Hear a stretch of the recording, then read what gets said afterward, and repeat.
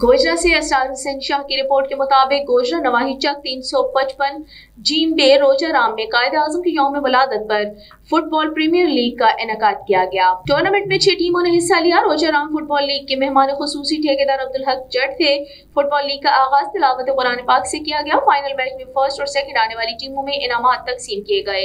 मेहमान खुसूसी ने कहा कि ऐसे इवेंट का इनेकाद नौजवान नस्ल को नशे जैसी लानत से बचाने के लिए बहुत अहम है। जब मैदान आबाद होते हैं तो अस्पताल वीरान हो जाते हैं। इस मौका पर फुटबॉल लीग के ऑर्गेनाइजर हाफिज मोहम्मद रिजवान, मोहम्मद वकास अरशद, हाफिज मोहम्मद नदवीद ने तमाम मेहमानों और मीडिया नुमाइंदगान की तशरीफ आवरी पर शुक्रिया अदा किया।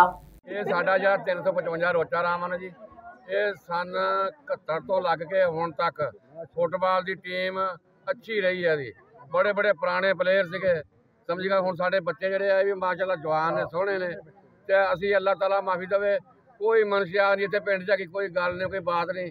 क्रिकेट भी खेडते हैं, कबड्डी भी खेडते हैं मुंडे, ते वालीबॉल भी खेडते हैं। हर गेम साडे पिंड दे विच हैगी है जी। ते पाकिस्तान दे विच सिलेक्ट भी प्लेयर है साडे वर्गे जनाब। असीं रहे पाकिस्तान च भी रहे असीं इस दौर दे विच सन 71 कबड्डी के प्लेयर भी रहे हैं।